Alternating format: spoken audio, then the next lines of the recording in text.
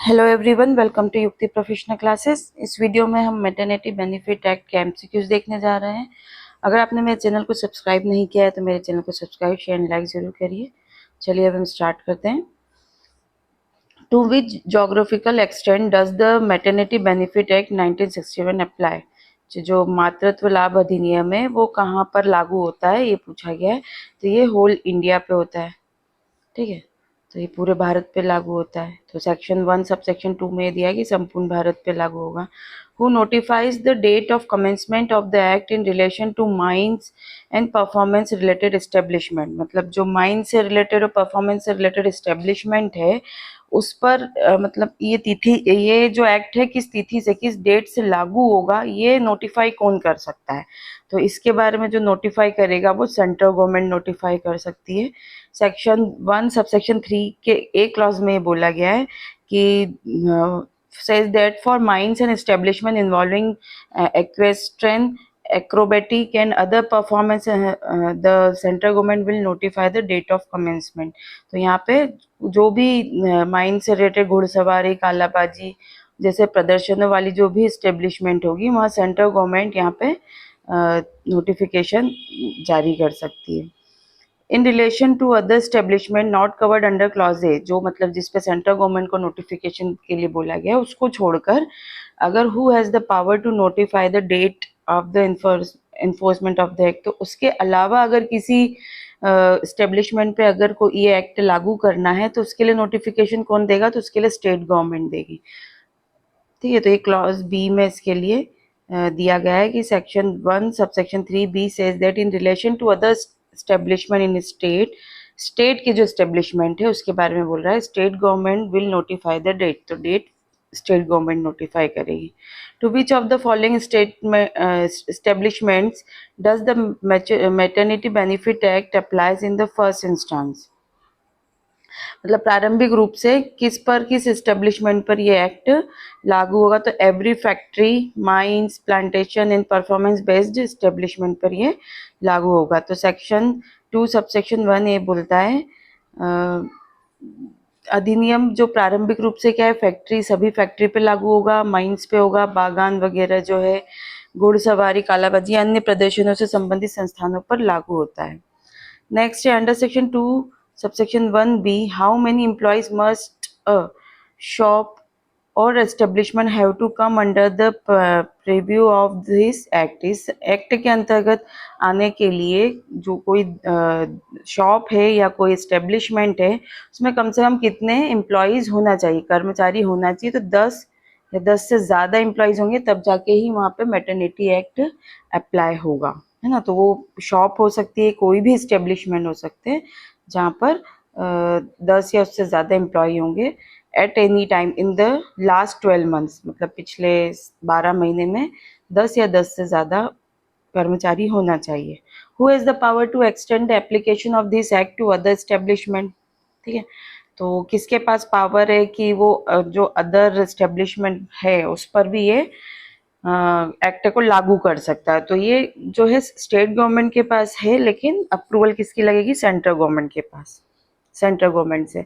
तो इस प्रावधान के अनुसार राज्य सरकार केंद्र सरकार की स्वीकृति से और कम से कम 2 महीने की पूर्व सूचना देकर अधिनियम को अन्य इंडस्ट्रीज वगैरह जो है ना, वाणिज्यिक जो कमर्शियल रूप से जो होंगे, कृषि आदि संस्थानों पर लागू कर सकती है। According section 2 subsection 2 to which establishment does this act not apply? किस एस्टेब्लिशमेंट पे ये एक्ट अप्लाई नहीं होगा? ठीक है, सेक्शन 2 सबसेक्शन 2 में बोला गया है कि किस कौन से एस्टेब्लिशमेंट पे यह लागू नहीं होगा। तो establishment covered by the ESI act 1948, जो ये वाला जो एक्ट है उसके अंतर्गत जो भी एस्टेब्लिशमेंट कवर्ड हो रहे हैं उस पर मैटरनिटी बेनिफिट लागू नहीं होगा, ठीक है। तो ये स्टेट इंश्योरेंस से रिलेटेड है। सेक्शन 2 सब सेक्शन 2 के अनुसार कोई भी अगर फैक्ट्री है या एस्टेब्लिशमेंट है जिस पर एम्प्लॉयज स्टेट इंश्योरेंस एक्ट लागू हो रहा है तो वहाँ पर ये लागू नहीं होगा, एक्सेप्ट सेक्शन 5 एंड 5B अन्यथा प्रावधान करती है ना, सिवाय जहाँ 5 है और 5B अन्यथा प्रावधान करती है। नेक्स्ट है who is considered the appropriate government for a mine or performance based establishment under section 3 है। ठीक है, तो इसमें जो अप्रोप्रिएट गवर्नमेंट किसको बोला गया है, तो सेंट्रल गवर्नमेंट को बोला, क्योंकि माइंस और परफॉर्मेंस बेस्ड एस्टेब्लिशमेंट के लिए हमने देखा है कि इनके लिए अप्लाई भी होगा ये एक्ट, तो नोटिफाई कौन करेगा, सेंट्रल गवर्नमेंट। तो ये सेंट्रल गवर्नमेंट के हाथ में है, तो सेंट्रल गवर्नमेंट यहाँ पे अप्रोप्रिएट गवर्नमेंट कहलाएगी। The term child as defined in section 3B includes ना, सेक्शन 3 सबसेक्शन बी में चाइल्ड डिफाइन किया है, तो चाइल्ड मतलब स्टिल बॉर्न चाइल्ड है ना। तो अभी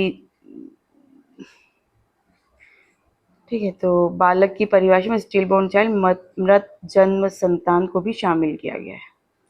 नेक्स्ट है commissioning mother under the act refers to, तो इस एक्ट में जो कमीशनिंग मदर है किसे कहा गया है, तो biological mother using her egg for एम्ब्रॉय transfer.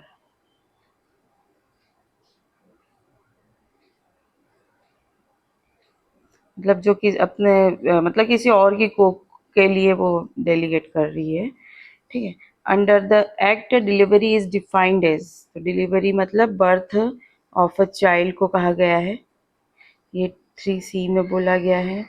Which of the following is not included in the definition of wages under section 3 clause N? तो वेजेस में किसको इंक्लूड नहीं किया गया है, तो सेक्शन 3N के अनुसार बोला गया है, तो ग्रेच्युटी पेबल ऑन टर्मिनेशन, जो टर्मिनेशन पे ग्रेच्युटी पे हो रही है उसको वेजेस में नहीं काउंट किया गया है। नेक्स्ट है under section 3J miscarriage refers to, जो गर्भपात है उसको क्या बोला है, एक्सपल्शन बिफोर और ड्यूरिंग 26th वीक। तो 3J के अनुसार मिसकैरेज वह स्थिति जिसमें 26वें सप्ताह से पहले या उसी समय गर्भाशय से गर्भ का निष्कासन होता है। यदि यह आईपीसी के तहत दंडनीय हो तो यह शामिल नहीं किया जाएगा, तो उसको फिर इसमें इंक्लूड नहीं है। अगर वो ऑफेंस में कंसिडर किया गया है, मतलब जान करके किसी ने अबॉर्शन किया ये वो, तो गर्भपात कराया, तो फिर इसमें इंक्लूड नहीं होगा। Who is the employer in the government establishment under section 3D, तो गवर्नमेंट एस्टेब्लिशमेंट के अंतर्गत एम्प्लॉयर किसको बोला गया है, तो appointed authority by government, government के द्वारा अपॉइंट करा गई कोई अथॉरिटी है। तो सरकारी नियंत्रण वाले प्रतिष्ठानों में सरकार द्वारा नियुक्त व्यक्ति या विभागाध्यक्ष, यदि कोई अन्य नियुक्त न हो तो एम्प्लॉयर माना जाता है। Who is women under section 3O, यहाँ इस एक्ट के तहत महिला किसको बोला गया है, ठीक है, तो वुमेन वर्किंग थ्रू एजेंसी और डायरेक्टली और फॉर वेजेस, मतलब ऐसी महिलाएं जो वेजेस के लिए काम कर रही है, भले ही एजेंसी के थ्रू आई हो या फिर डायरेक्टली आई हो।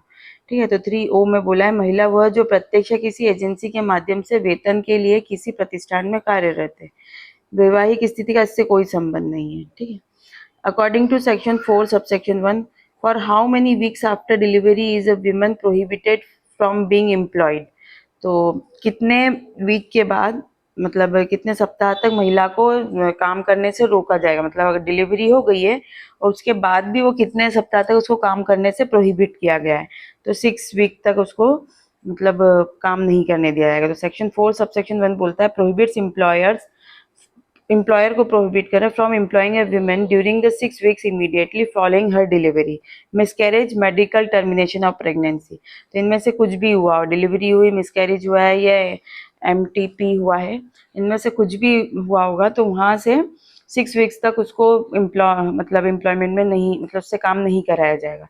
सेक्शन 4 सबसेक्शन 1 बोलता है। Section under section 4 subsection 2, can a women herself choose to work with in 6 weeks after delivery, है ना, तो क्या महिला खुद ही जैसे डिलीवरी हुई और उसके 6 वीक के अंदर ही काम करना खुद चूज कर सकती है, क्या खुद चाह रही है, तो नहीं कर सकती, उसको भी मना किया, मतलब एम्प्लॉयर को तो मना किया ही है, वो खुद उससे भी प्रोहिबिट किया गया। तो section 4 subsection 2 prohibits the women herself from working during the same 6 week period after delivery, तो वो नहीं कर सकती, खुद भी करना चाहे तो भी वो काम नहीं कर सकती।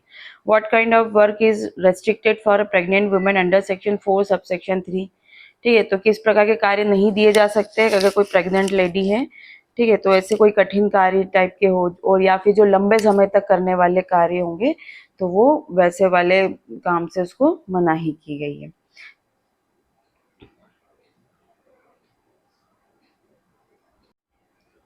तो section 4 subsection 3 state that a pregnant woman shall not be required to do arduous standing or risky work which may harm her pregnancy। जो भी ऐसे काम हो जो उसकी प्रेगनेंसी को हार्म करने वाले हो, तो ऐसे काम नहीं उसको देना है। What is the time period mentioned in section 4 subsection 4A? ठीक है, तो इसमें जो टाइम पीरियड जो दिया है सेक्शन 4 के अंतर्गत वो क्या दिया गया है, तो वो दिया है 1 मंथ बिफोर एक्सपेक्टेड डिलीवरी। तो सेक्शन 4 सबसेक्शन 4 बोलता है mention the 1 month period before the 6 week preceding the expected delivery date during which no risky or hard work should be given. ठीक है, मतलब जो टाइम पीरियड दिया है उससे जो डिलीवरी का जो टाइम पीरियड दिया है उससे 1 महीने की वीक के महीने की अवधि से में महिला को कोई कठिन या जोखिम पूर्ण कार्य नहीं देना है। मतलब जो उसको टाइम पीरियड दिया है कि इतने टाइम पे टेंटेटिव डेट होती है जो कि डिलीवरी डेट है, उससे 1 महीने पहले ऐसा कोई भी काम नहीं देना है जो उसके लिए हार्मफुल हो, रिस्की हो। Section 4 subsection 4B refers to what kind of period? तो ये period where leave is not availed under section 6। तो ये even if a woman does not take leave under section 6 she cannot be assigned work after affects pregnancy। ठीक है, तो अगर कोई धारा 6 के अंदर अवकाश नहीं लेती अगर कोई महिला, तो तब भी उसे कोई ऐसा कार्य नहीं दिया जा सकता जो उसके प्रेगनेंसी गर्भावस्था पर प्रतिकूल प्रभाव डाले। ठीक है, चलिए आज के लिए इतना ही, मिलते हैं नेक्स्ट वीडियो में। Thank you.